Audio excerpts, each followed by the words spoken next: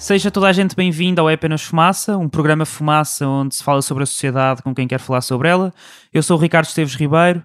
Hoje temos como convidado Jair Nicolau, desde o Rio de Janeiro. É cientista político, doutorado em Ciência Política no Instituto Universitário de Pesquisas do Rio de Janeiro, professor da Universidade Federal do Rio de Janeiro e investigador no Conselho Nacional de Desenvolvimento Científico e Tecnológico. Muito bem-vindo. Eu que agradeço o convite, uma alegria estar falando com vocês. Ao contrário do que vem sendo propagado em muitas análises e circulado pelas redes do WhatsApp, o voto do primeiro turno para a eleição presidencial não se expressou como uma divisão simplificada entre a região Nordeste e o resto do Brasil. Isto é parte do texto Voto no primeiro turno não foi Nordeste versus o resto do Brasil, publicado pela Raquel Rolnick, arquiteta e urbanista brasileira, doutorada pela Universidade de Nova Iorque, e pelo Aloísio Marino, doutorando em Planeamento e Gestão do Território pela Universidade Federal do ABC.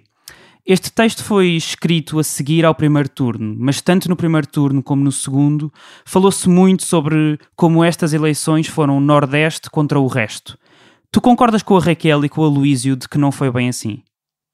Olha, a ênfase da visão deles era uma visão geográfica, espacial, com mapas, né? Mas já desde 2002, na primeira vitória do Lula, do presidente Lula naquela eleição, e esse padrão se repetiu duas vezes, tanto no primeiro turno de 2002 como no segundo, e também em 2006, nos dois turnos, 2010 e 2014, de fato há uma divisão, ela não é perfeita, claro, o Brasil é um país complexo, há no Nordeste, por exemplo, uma elite, uma classe média alta, que tem visões que a aproximam, digamos assim, da elite, da classe média do resto do Brasil, né? Mas por conta das políticas públicas da era do PT, por conta do fato do ex-presidente Lula ter nascido e tido uma carreira muito identificada com o Nordeste, nós temos realmente o Nordeste como uma área que a gente chama aqui no Brasil de reduto. A ideia de reduto é uma área em que você é politicamente muito forte, né? Então, é claro que o Nordeste são 9 estados diferentes. No Maranhão, por exemplo, a força do PT, do lulismo, sobretudo, é muito grande. Em Alagoas, menos. Mas, assim, no cômputo geral dos 9 estados, nós já assistimos um padrão se repetir, que é a vitória do PT e dos candidatos do PT já há muitas eleições, ou seja, são 10 turnos, vamos dizer assim, ou como dizem vocês, 10 voltas, né? Uma primeira e segunda volta de 5 eleições, e a minha impressão, assim, olhando os dados e trabalhando com isso há muito tempo, que de fato a gente tem um componente territorial dominante na divisão política do Brasil, que o Nordeste é um grande reduto do PT. A diferença dessa eleição é que o Nordeste ficou sendo praticamente um único reduto. Quando a gente olha o resto do Brasil, a gente observa manchas em áreas de alguns estados, de Minas, por exemplo, que o PT e a esquerda venceram, mas a grande, digamos assim, a grande concentração territorial ainda é no Nordeste, mais do que qualquer outra eleição, porque, sei lá, Dilma, na última eleição, ganhou em vários estados do Norte, ganhou em Minas, né? Nessa vez não, o PT só venceu no Nordeste e no Pará, que é um estado do Norte. Então, ficou uma divisão muito mais acentuada, que já existia, do que em outras eleições, né? Eu entendo a tua pergunta, e eu conheço esse artigo que você fez referência, da Raquel Rolnick, mas eles estão olhando para o espaço, para o mapa, e mostrando que o mapa vermelho não está concentrado lá em cima do país, o país é mais complexo. Mas Isto porque o Haddad venceu em muitos municípios que não eram só do Nordeste, não é? Eles explicam que há muitos municípios em estados que não são... Ou seja, se olharmos só para os estados, vê-se realmente que houve mais votos para o PT no Nordeste e que nos outros estados houve mais votos para o Bolsonaro, mas se olharmos para os municípios, vê-se que não é assim tão... claro. Vê-se que existem ilhas do PT também noutros estados, não é? Aliás, há uma coisa interessante que, se olharmos em detalhe para os mapas e ficando só por essa análise, o Haddad venceu mais municípios do que o Bolsonaro, não é? 2.810 contra 2.760.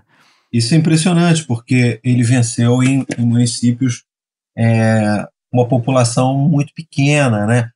Assim, são municípios para o Brasil pequenos, de 5.000, 3.000, 10.000 habitantes, né?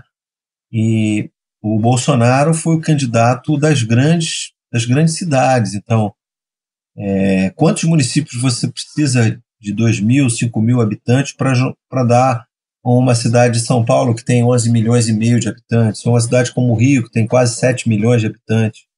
E o Bolsonaro ganhou em São Paulo, ganhou no Rio, ganhou em Belo Horizonte, ganhou nas grandes cidades brasileiras. Ele foi um candidato das metrópoles, mesmo no Nordeste, no primeiro turno.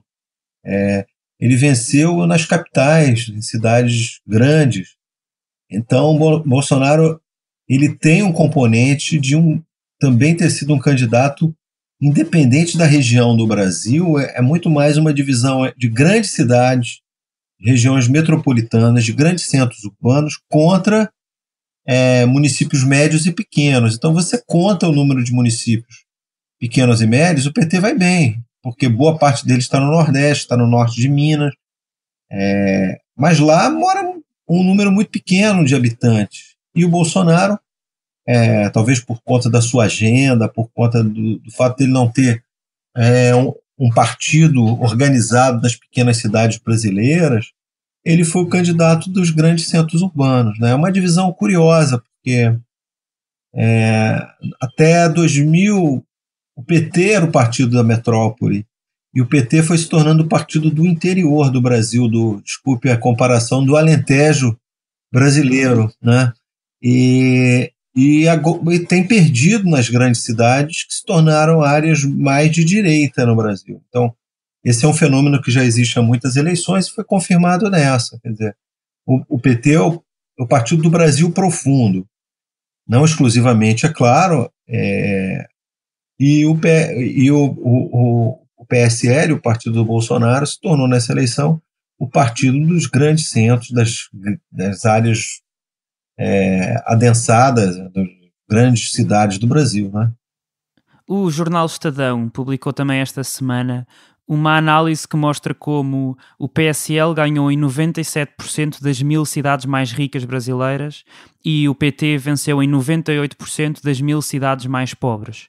Isto também caracteriza as pessoas, ou pelo menos as cidades que votaram mais no Bolsonaro ou que votaram mais no Haddad. Ou seja, isto faz também o perfil, consegue-se perceber quem é que vota no Bolsonaro ou no Haddad por estes números, quem é mais rico, quem é mais pobre? A gente tem que, como estudioso de comportamento político, eu tenho que te chamar a atenção, porque a gente separa o que é o voto de um território. Assim, eu sei que o Bolsonaro ganhou em áreas ricas, mas eu não tenho confirmação se foram os ricos que votaram nele, porque nas áreas ricas no Brasil também moram pobres. Então, como a desigualdade no Brasil é muito grande em termos territoriais, fica difícil dar um passo do território para as pessoas. Quando a melhor forma de saber como as pessoas se comportaram são as pesquisas de opinião, as enquetes de opinião, não é? E essas até... Isto porque os votos são anónimos, não é? Eu não te ouvi agora. Isto porque os votos são anónimos, não é? As pesquisas conseguem perceber isso, mas o voto é anónimo. Nas pesquisas você... quando pergunta ao indivíduo que foi selecionado para responder o questionário, a enquete, ele diz que votou no Bolsonaro, e eu sei que ele tem alta renda, que ele tem tal idade, que ele tem tal escolaridade, e aí E o que é que mostram as pesquisas? E as pesquisas até recentemente mostravam coisas curiosas. O Bolsonaro foi o candidato dos homens, não é? Digamos, mais de 70% dos homens. Se o Brasil fosse um país de homens, o Bolsonaro ganharia com 70% dos votos. Se fosse um país de pessoas acima de 5 salários mínimos, né, que é para o Brasil uma renda muito alta, em torno de R$ 5.000, ou em torno aí de 800, 900 euros, sei lá, não tenho a cotação correta, mas é mais ou menos próximo. Quem ganha isso por ano no Brasil está na faixa dos 5% mais ricos, né?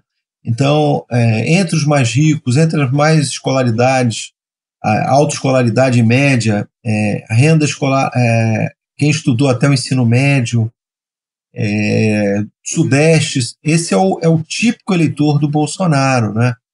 Isso a gente sabe, ou seja, não quer dizer que ele ganhou só entre os ricos, porque senão ele não seria presidente, né? Agora, entre os ricos, ele ganha com muita força. Entre os quem estudou até o ensino médio, com muita força. Entre os homens, nem se fala.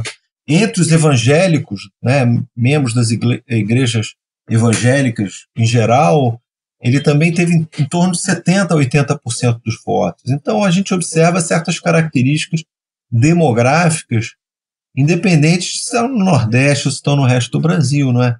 E acho que isso chama atenção. Algo que chama atenção também, pela primeira vez, um candidato foi eleito presidente sem ter tido a votação, sem ter ganho entre os mais pobres, ou seja, para nós aqui, até 2 salários mínimos, né, em torno de R$ 2.000. Então, isso não tinha acontecido. Os presidentes anteriores sempre ganhavam também entre os mais pobres. Bolsonaro ganhou dos estratos, digamos assim, de renda média, baixa, para cima, de escolaridade média para cima, e não foi tão bem no Brasil mais profundo, no Brasil mais pobre, no Brasil de menor escolaridade, né? O Jair Bolsonaro falou à jornalista Consuelo Diegues, da revista Piauí, para a reportagem Direito a Volver, em 2016, 2 anos antes da eleição a que assistimos esta semana. Ele disse: "O povo que votar em mim vai ter que votar em candidato a deputado e senador com perfil semelhante, para que as mudanças possam ser feitas." Ele conseguiu o que queria? Conseguiu. Eu acho que conseguiu numa escala muito maior que imaginava. Eu lembro que, para dar um exemplo do que significou o tamanho dessa vitória do PSL, né? Há mais ou menos uma semana da eleição, houve uma reportagem num jornal brasileiro importante, que eu já não me lembro qual, e dizia: PSL espera entre 20 e 30 deputados federais. Ou seja, eles lidavam com uma projeção de elegerem o que é em torno de 4, 5% da Câmara no Brasil, que tem 513 deputados. Bom, as urnas foram abertas e eles chegaram com 52 deputados eleitos, né? Então foi o eleitor, de fato, acompanhou o Bolsonaro votando em candidatos conservadores. Nós temos a Câmara dos Deputados mais conservadora da história do Brasil, né? Assim, da história do Brasil contemporânea, desde que as eleições regulares acontecem após a redemocratização, pelo menos. A gente nunca teve uma Câmara tão dominantemente conservadora. A esquerda não perdeu muito lugar, mas o centro político, ou seja, uma elite política tradicional brasileira mais moderada, perdeu espaço para uma direita mais forte, né, que apareceu nessa eleição. Então, ele pediu, digamos assim, aos eleitores que acompanhassem o voto que deram para ele, para a presidência, para outros cargos. Mas eu acho que ele não tinha a mínima ideia, nem ele, nem ninguém, nenhum estudioso, nenhum conhecedor da rotina política brasileira, que ele elegeria a bancada que elegeu, não só na Câmara, em várias assembleias legislativas dos estados, também os governadores de estado alinhados politicamente com ele, o caso de Minas, São Paulo e Rio. Então foi uma avalanche do Distrito Federal também, né? Do Rio Grande do Sul, que ninguém imaginava. Nem ele, né? Eu tiro essa matéria porque eram dirigentes do PSL dizendo: vamos fazer 20 a 30 deputados. Eles erraram por mais de 20 deputados. Quer dizer, o PSL só ficou atrás da bancada do Partido dos Trabalhadores, não é? Que ficou com 56, isto na Câmara dos Deputados. O PT teve 56 e o PSL, como tu disseste, teve 52. Mas o PSL teve mais votos, né? Eu queria perguntar-te isso. O PSL, é verdade que teve menos deputados do que o PT, teve 52 e depois teve 56 o PT, mas teve mais votos, não é? Teve cerca de 11% de todos os votos para deputados federais. Na verdade, o PSL virou, a meu juízo, a grande fenômeno dessa eleição, relativamente a um fenômeno maior do que o Bolsonaro. Não é? Um partido que tinha um deputado e passou para 52, nós nunca tivemos isso na história brasileira, né? Um salto tão grande em cadeiras, numa eleição para outra. Então, assim, é um partido, quase metade dessas figuras nunca competiu numa eleição no Brasil. São cidadãos comuns, anônimos, é um militar, para você ter uma ideia, para o ouvinte ter uma ideia, né? A gente tem aqui no Brasil as eleições locais como espécie dos conselhos, né? São as câmaras municipais, uma herança portuguesa, né? Que vem da colônia, e um sujeito aqui do Rio, Hélio Santos, ele foi candidato a vereador numa pequena cidade, ele teve 480 votos, isso em 2016. Agora ele se candidatou a deputado federal pelo PSL, ele é muito ligado ao Bolsonaro, e ele teve 350 mil votos. Ou seja, 2 anos depois, ele passou de 460 votos para 350 mil votos e foi o deputado mais votado do Rio de Janeiro. E ninguém sabia quem ele era. Assim, o que eu quero vamos acentuar, chamar a atenção, é que a gente está diante de um fenômeno eleitoral impressionante, que a gente usa uma imagem tirada dos pescadores, né, que fazem aquele tipo de pesca por arrastão, né, e saem, jogam a rede e puxam tudo, né? Essa é uma imagem muito usada no Brasil, foi um arrastão eleitoral, e ele, com o prestígio dele, com o sentimento anti-esquerda que dominou o Brasil nos últimos tempos, ele transferiu isso para uma vitória espetacular no Congresso. Quando a gente fala que o PT foi bem, é porque os outros foram muito mal, né? Porque 56 cadeiras no Brasil é pouco mais de 10%, né? É uma votação pequena.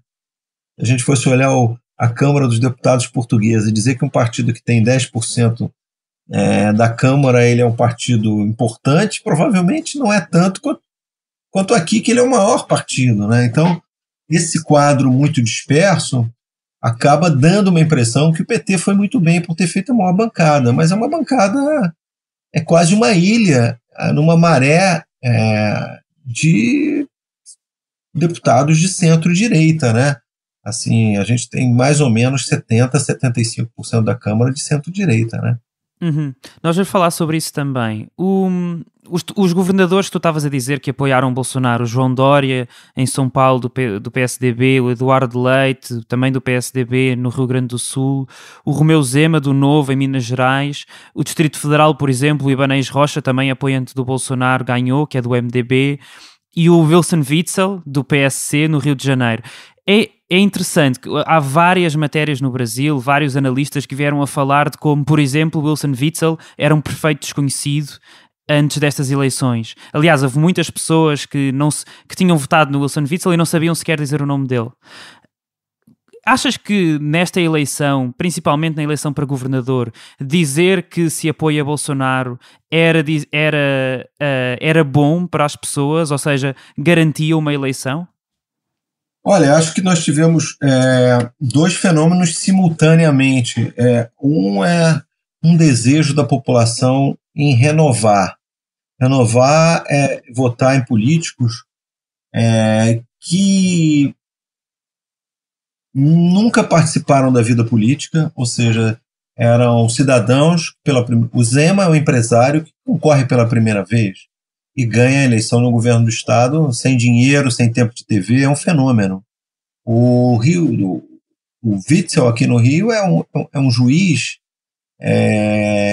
que nunca participou da vida partidária, concorreu por um nanopartido, ninguém tinha ouvido falar nele, mesmo no dia da eleição. A maioria para você ter uma ideia, amigos meus, cientistas políticos, me mandavam mensagens: quem é esse que está ganhando a eleição no Rio? Eu nunca ouvi falar, porque ele era um daqueles candidatos que concorrem em todas as eleições, né, que tem grandes partidos, que são aqueles candidatos de pequenos partidos, que tem 1%, 2%. Todo mundo imaginava que ele teria esse desempenho. Mas nós tivemos uma combinação.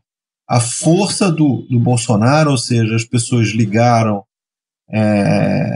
o Witzel, no caso do Rio, ao Bolsonaro. É como assim: bom, já escolhi o Bolsonaro, quem é agora o governador do Bolsonaro? Então eu vou com ele, não importa o que digam dele, se ele é novo, se ele é velho, se ele é competente, ele é o candidato. E também, simultaneamente, a ideia uma busca em quase todos os estados por candidatos novos, gente que nunca fez política, não é?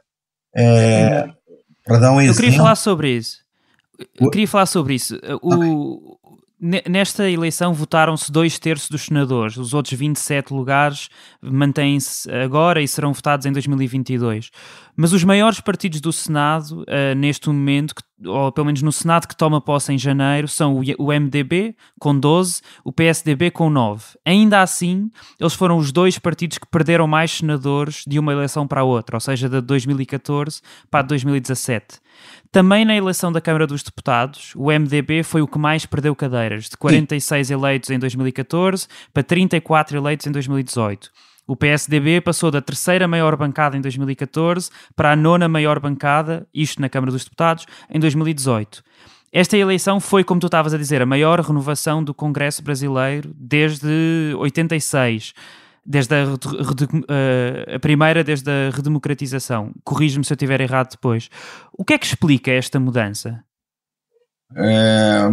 Eu acho que nos últimos tempos, assim, nos últimos 3 anos, a crise que a elite política passou, né? E aí eu atribuo a principal razão à Operação Lava Jato. Foi uma operação conhecida, provavelmente, dos ouvintes, né? Teve uma repercussão mundial. Uma investigação que ou levou à prisão, ou ainda a investigação em curso, muitas denúncias, que afetaram os 3 grandes partidos brasileiros, né? O MDB, o PSDB e o PT. O PT e o PSDB foram os partidos que dominaram a política brasileira na presidência. Os partidos disputaram as últimas 6 eleições presidenciais, né? E o PMDB, agora MDB, né, que mudou de nome, ele fazia o papel como partido pivô central que serviu tanto à esquerda quanto à centro-direita, né? E esse trio ficou muito identificado com a velha política e num momento de renovação. E voltando ao tema da Operação Lava Jato, que figuras importantes desses 3 partidos foram ou denunciados, ou investigados, ou presos. Para dar um exemplo, o maior líder político do Brasil, do PT, está preso, Lula, né, o presidente Lula. Além dele, vários dirigentes do PT ou foram presos, ou foram denunciados, estão sendo investigados. A mesma coisa com o presidente Temer, que também foi denunciado por vários escândalos e hoje está protegido por estar na presidência. Vários senadores e deputados do MDB, caso mais grave aqui do governador do Rio de Janeiro, do MDB, do ex-presidente da Câmara do Rio de Janeiro, também do MDB, que estão presos.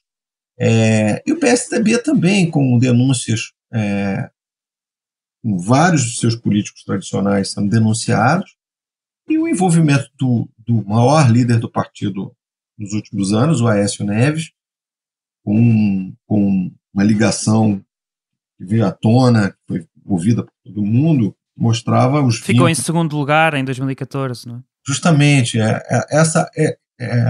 o Aécio perdeu com uma distância mínima para a Dilma, e hoje se reelegeu como deputado em Minas, foi o 18º mais votado, com uma votação medíocre. A presidente Dilma tentou ser candidata ao Senado em Minas, por Minas. Ela ficou em quarto lugar, não foi? Isso aí porque acontece tanta coisa no Brasil que a gente esquece de parar e pensar sobre isso.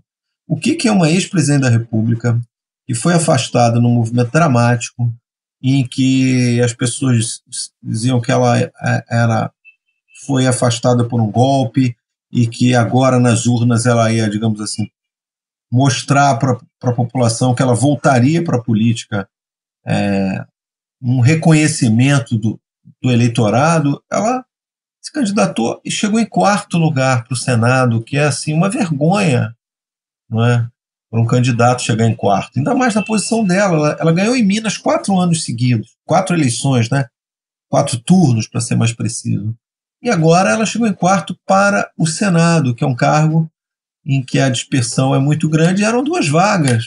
Então mostra assim que o antipetismo, a política anti-elite tradicional foi muito poderosa, em grande medida por conta da operação da Lava Jato, que desgastou esses partidos e afetou seus principais líderes, né? Uhum. Mais de 42 milhões de pessoas ou não votaram, ou votaram nulo, ou abstiveram-se. São cerca de 28% dos 147 milhões de inscritos nos cadernos. A percentagem de votos nulos também chegou a 7,4%, que foi o maior registro desde 89. Foi um aumento de 60% em relação ao segundo turno da eleição passada, aquela que estávamos a falar, de 2014, quando houve 4,6%. Porquê é que tanta gente escolheu não escolher, nem Haddad nem Bolsonaro?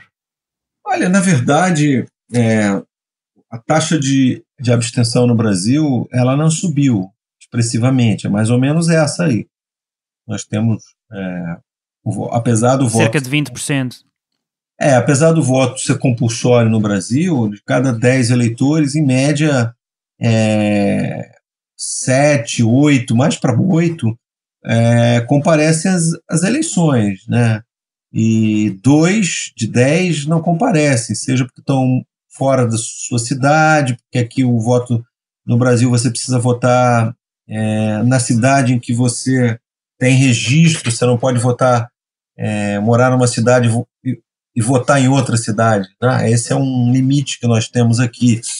Então, seja porque o eleitor, mesmo sendo voto obrigatório, preferiu ficar em casa, ou porque ele é velho e idoso no Brasil, a partir de 70 anos, o voto é facultativo, ele não precisa comparecer.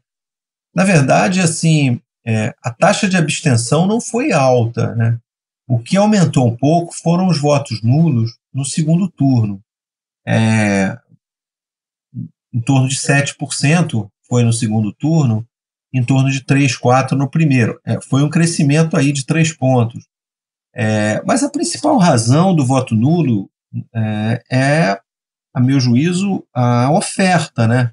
Quer dizer, numa eleição muito polarizada, um eleitor de centro-direita, por exemplo, apesar de não gostar do PT, acha o Bolsonaro excessivamente de direita, não vota nele, prefere anular.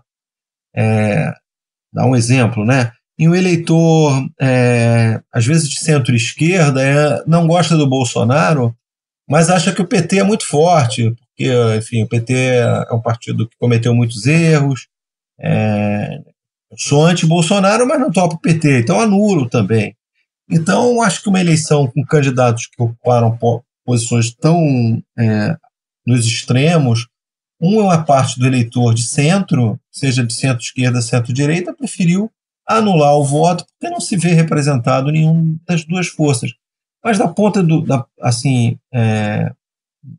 seguindo a tradição brasileira de ser um país de muitos votos nulos e deixados em branco, esse patamar não é assim absurdamente mais alto, sabe? Então, é claro que esse crescimento, a meu juízo, a gente precisa mais pesquisa sobre isso, deve-se a esse tipo de perfil, né? É uma eleição polarizada que faz com que pessoas mais moderadas prefiram não votar em nenhum dos dois, né? Uhum.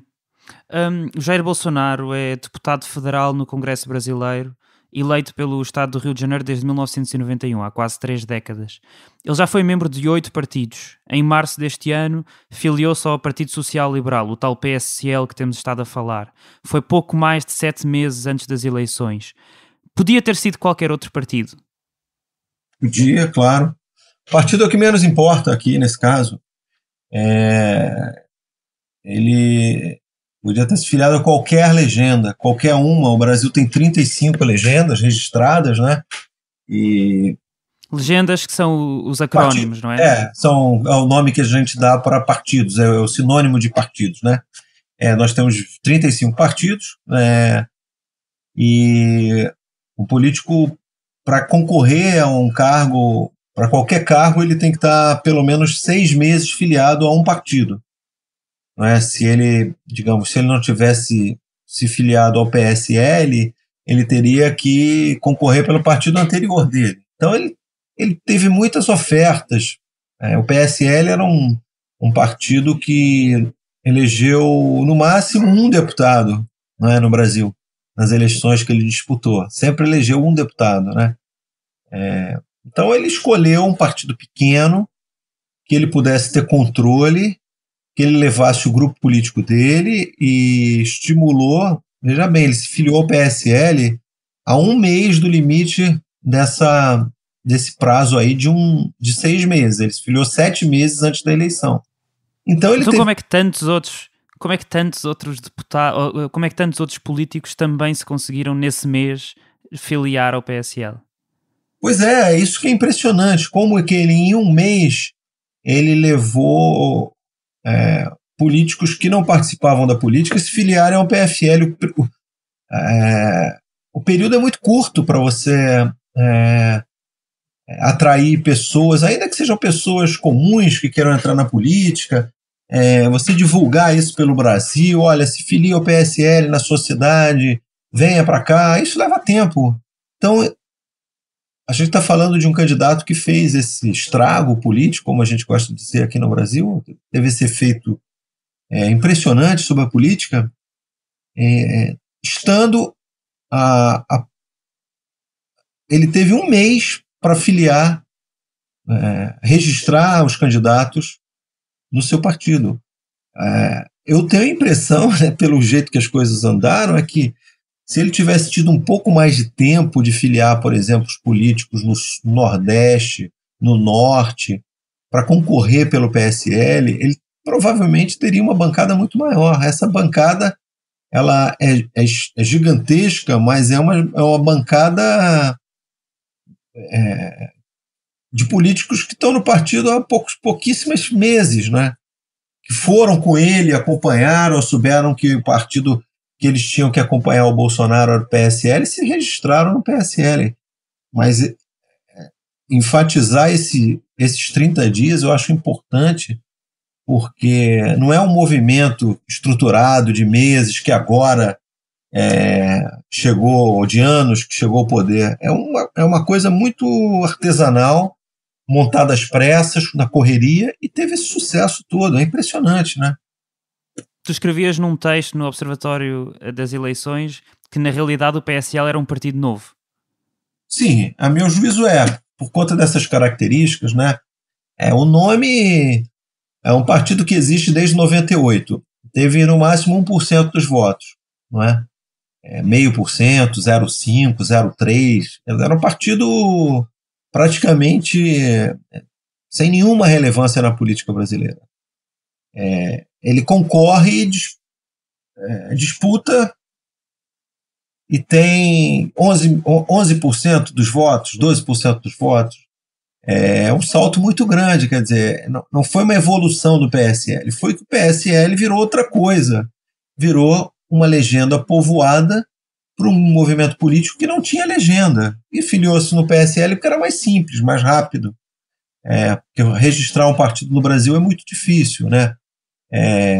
O processo de registro de um novo partido, de criação de um partido no Brasil, leva muito tempo, leva mais de um ano, porque você tem que ter pelo menos 500 mil assinaturas de eleitores dispostos a apoiar o partido, distribuídos em muitos estados. É muito difícil criar um partido. Então, o movimento do Bolsonaro não quis correr esse risco.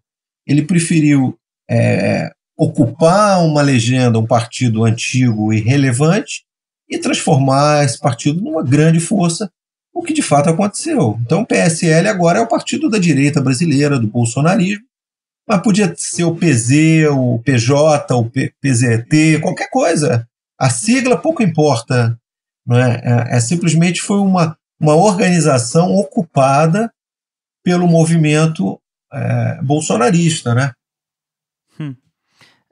Eu queria falar agora sobre o governo. O presidente eleito e o governo vão tomar posse em janeiro, mas para poderem governar vão ter de fazer alianças. Isto porque o PSL, como tu disseste, apesar de ter 56 deputados e, portanto, tem uma bancada gigantesca comparado com todos os outros, tem apenas 10%, é mais ou menos 10%, 11%, e precisa de ter pelo menos 257 para poder formar uma maioria. No Senado, o PSL tem apenas 4 de 81 no total. Explica qual é que é a função da Câmara dos Deputados e do Senado, que é um sistema diferente do português, em que nós só temos uma Câmara, e qual é que é a importância para se conseguir governar? Olha, na verdade o Brasil é um país bicameral, com poderes fortes das duas casas, tanto a Câmara Baixa, que é a nossa Câmara dos Deputados, como a nossa Câmara Alta, o Senado. Na prática, as casas têm atribuições muito parecidas. Assim, são duas casas cuja tarefa prioritária é uma tarefa de produção de leis, não é? Seja leis de origem do próprio legislativo, seja de avaliação das leis e dos projetos apresentados pelo executivo. Elas têm uma simetria de tamanho, não é? E como você já chamou atenção, o PSL, esse novo partido poderoso, ele tem uma bancada muito pequena. Mas o interessante dessa história é que o Bolsonaro ele diz que não vai fazer aliança. Ele não quer aliança com os partidos tradicionais e nós não sabemos o que é um presidente que não fez aliança formal, né? Mesmo o Collor, que foi eleito como outsider em situações muito particulares, ele fez aliança, né, com a elite política tradicional. Ele fazia um discurso anti-política, mas nos bastidores ele negociava com os políticos tradicionais, porque ele foi um político mais tradicional que o Bolsonaro. Ele havia governado um estado, ele foi constituinte em 86, ele era um político com mais redes na elite política tradicional. Ele ganhou fazendo um discurso contra os políticos, mas ele, digamos, era mais fake do que real. O Bolsonaro, durante toda a campanha, prometeu que não ia negociar com o Congresso, que não só não ia formar uma base de sustentação regular, como também não ofereceria cargos do ministério e de outros postos para os partidos. Para nós, como é que vai se governar, a gente não sabe, porque todos os presidentes governaram assim, oferecendo cargos e construindo bases de sustentação mais ou menos sólidas. A única hipótese é que ele vai governar caso a caso, ou seja, tem uma votação de reforma da Previdência, você monta ali um grande movimento tentando atrair votos dos candidatos de vários partidos. A mesma coisa, entrou uma votação, sei lá, sobre mudança das regras de desarmamento, que é um tema importante para o Bolsonaro. Ele vai negociar com as figuras individuais e tentar um apoio. Essa é a promessa. para nós isso é uma novidade, a gente não sabe o que significará um presidente que está desenhando uma forma de governança que nós não conhecemos, né, no país. Isso aí é muito novo para nós. Então, eu realmente não sei. Não sei, primeiro, se ele vai cumprir a promessa. Se cumprir, o que vai ser? Porque a gente não sabe, porque nunca viu coisa do gênero, né? O líder do MDB, Baleia Rossi, que foi também reeleito, disse no dia 28, ainda antes das eleições, ao jornal Estadão: nenhum partido do centro tem característica de fazer oposição para marcar posição. O projeto que for bom para o país vai passar. Vamos ter um ano de lua de mel. É natural que isso ocorra porque Bolsonaro vem com muita força da urna, com prestígio, clamor popular. Individualmente, cerca de 80%, 90% dos deputados do MDB se declaram votantes do Bolsonaro. O MDB não reivindica cargos, não quer absolutamente nada. O MDB tem 34 deputados. Tu achas que estes partidos, como o MDB, como o PSDB, que na mídia brasileira são chamados dos partidos do Centrão, vão apoiar o Bolsonaro? Olha, os primeiros sinais é que a elite política brasileira de centro-direita, ela foi, a gente já falou sobre isso, ela foi fortemente derrotada. E os movimentos que eu tenho assistido, por exemplo, o atual presidente da Câmara dos Deputados, que é de um partido de centro-direita tradicional, os democratas, ele, no dia da eleição, declarou voto para o Bolsonaro e tem dado entrevistas dizendo que o intuito é colaborar.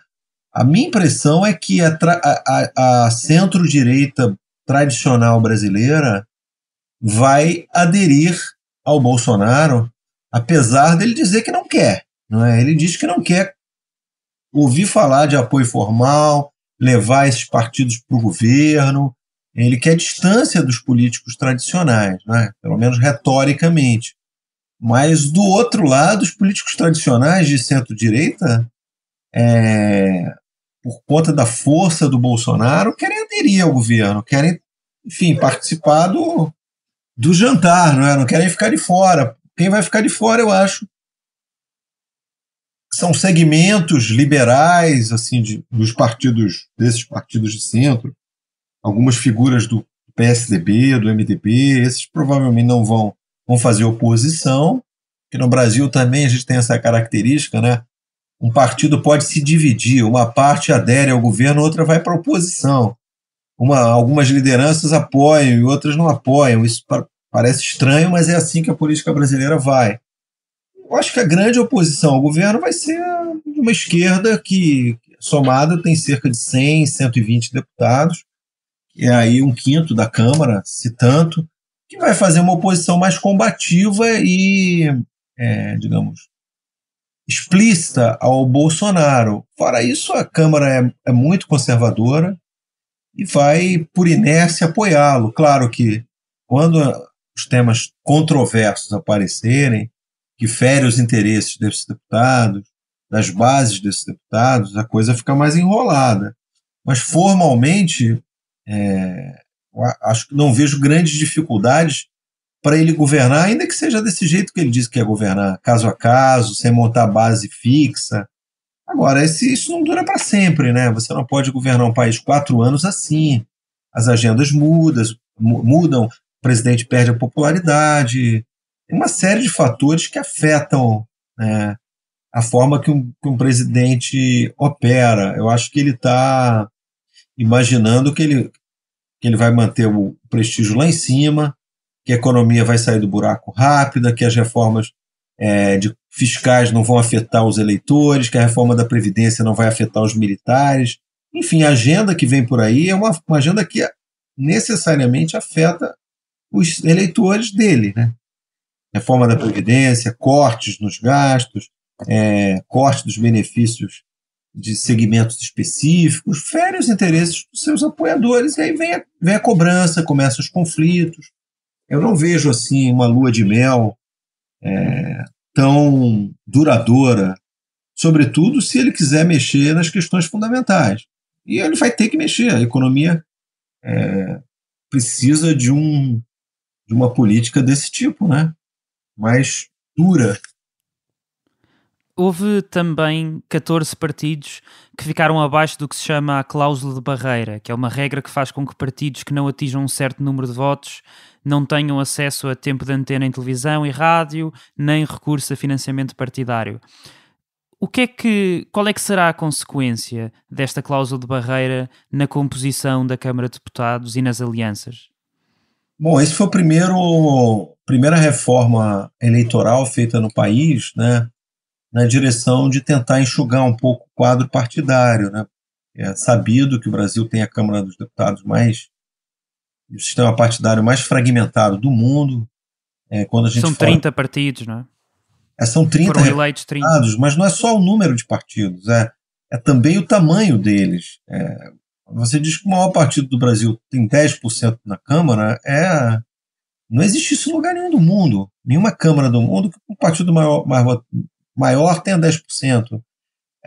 Então, a primeira reforma que foi feita foi estabelecer um patamar mínimo de votos, que é aí, como você disse, de 1,5 de votos nessa eleição para a Câmara dos Deputados. O partido que não atingir esse patamar, ele perde uma série de benefícios do tipo tempo de TV, que é um benefício importante no Brasil, dinheiro do fundo partidário, do fundo eleitoral.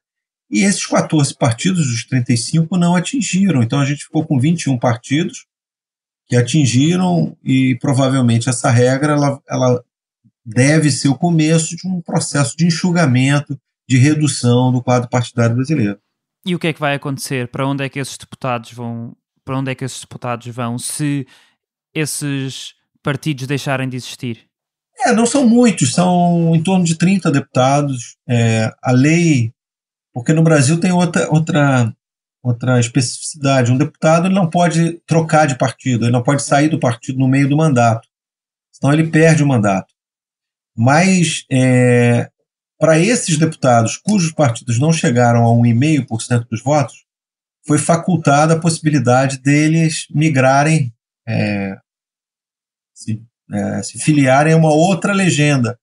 Então, como a maioria desses deputados são de partidos de centro-direita, provavelmente com a força do PSL, eu estimo aí que pelo menos uns 15 desses migrem para o PSL. Então o PSL deve começar, não com 52, mas em torno de 70, um pouco mais, um pouco menos, deputados, por conta esse detalhe da legislação eleitoral brasileira, né? Portanto, achas que o PSL vai passar a ser o maior partido da Câmara ainda antes de 2019? É certo. Isso aí eu posso dizer para você que é certo. Não tem, é só a questão se já não é hoje. Se a gente olhar o destino de alguns desses deputados eleitos, provavelmente muitos já foram para o PSL, já se filiaram, já negociaram a ida. Nós estamos a chegar ao fim. O presidente eleito, como eu disse há pouco, vai tomar posse no dia 1 de janeiro, mas o governo também há de ser nessa semana, dia 1 de janeiro, ou na semana de 1 de janeiro, mas o Congresso toma posse apenas em fevereiro. Qual é que é o impacto que isso tem na produção legislativa no Brasil? Vão ser tomadas algumas medidas antes do novo Congresso iniciar funções? Olha, dificilmente, porque a gente tem esse delay aí que curioso, né? Deviam ter o Congresso tomando posse junto com o presidente, seria mais correto, né, do ponto de vista do jogo político, mas essa foi uma regra estabelecida na Constituição e ficou assim. Em geral, esse mês é o mês de janeiro, que é férias no Brasil. O presidente, basicamente, ele está arrumando a casa, está montando o ministério, faz as primeiras negociações para a montagem de uma base de sustentação política. Tem também a eleição no Congresso para quem será o presidente das duas casas. Isso toma algumas semanas. Em geral, o presidente não tem sido muito ativo durante esse mês em que tem esse interregno aí entre a renovação da Câmara e o começo da presidência. Não tem sido. Não quer dizer que o Bolsonaro não queira, mas As medidas são inócuas, né? Porque elas provavelmente necessitarão de um tempo, não é? E tem uma outra característica: alguns projetos de lei, quando você apresenta numa legislatura da Câmara, eles não passam para a seguinte, né? Então você tem que zerar e começar de novo. Se eu apresento, eu sou deputado, uma lei nessa legislatura, ela não é aprovada, eu tenho que reapresentar na seguinte. Então não tem sentido ali no apagar das luzes, com muitos deputados derrotados, já não comparecendo à Câmara, já tentando emprego, vamos dizer assim, né? Tentando se posicionar na política ou fora dela, ele tomar decisões assim. Claro que ele pode tomar decisões que não passam pelo Congresso, extinguir cargos, fundir ministérios, sei lá, acabar com cargos de confiança,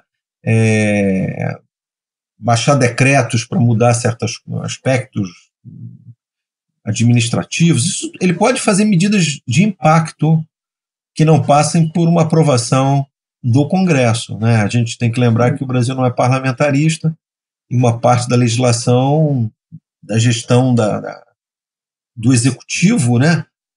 Da presidência, não passa necessariamente, rotinas administrativas, decisões, não passam por uma negociação forte com o Congresso. Então, acho que nisso ele pode operar, mas esperar que ele mande medidas do tipo medidas provisórias, que a gente chama aqui, que são medidas que já têm, assim que promulgadas, já viram leis, né? Ou e que depois são apreciadas mais tarde. Constitucionais, não acredito, não. Uhum. Achas improvável? Ia perguntar. Acho improvável. Ok.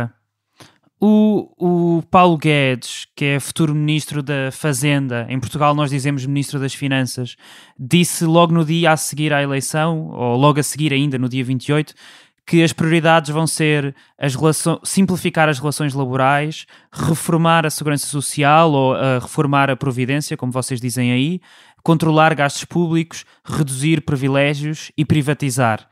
Tu achas que este vai ser um governo neoliberal?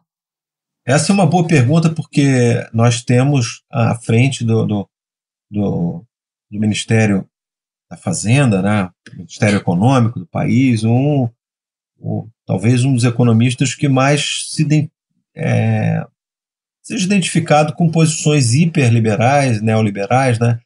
Ele não é um economista acadêmico de universidade, como outros que ocuparam cargos, assim, não é um professor, não é um pesquisador, mas ele escrevia num grande jornal do Brasil, o Globo, né, uma coluna semanal em que ele sempre defendeu posições hiperliberais em tudo, em política social, em política econômica. Estudou na Universidade de Chicago, não é? Estudou, e para ele, por exemplo, o Brasil sempre foi governado pela esquerda. Há duas versões de esquerda, seja uma esquerda do tipo social-democrata leve do PSDB, uma esquerda socialista leve, sei lá, também do PT, mas ele sempre achou... Então ele é alguém com esse perfil, inequivocamente, um hiperliberal.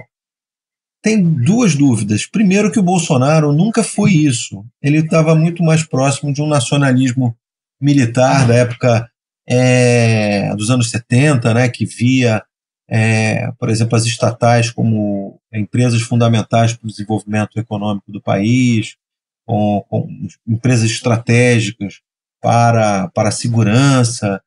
Um discurso muito diferente. Ele nunca foi um privatista neoliberal. Então, aí, ou ele se converteu, é um cristão novo, é um neoliberal convertido, tá bem, ou nós vamos ter conflitos entre uma visão dele e de outros assessores mais próximos do mundo militar que compartilham dessa visão com essa visão ultraliberal. Em segundo lugar, a gente tem que lembrar o seguinte: o Congresso no Brasil, quando a gente fala que ele é conservador, é porque ele é um Congresso que compartilha uma visão conservadora nos costumes, na moral, nos temas de comportamento, em contraposição aos temas que no Brasil são muito identificados como uma um liberalismo laico, uma esquerda tradicional, que é o aborto, enfim, a descriminalização das drogas. Então, esses deputados conservadores são, conservadores nesse campo. 2, há um volume muito grande de deputados ligados a corporações, militares, que defendem os militares no Congresso,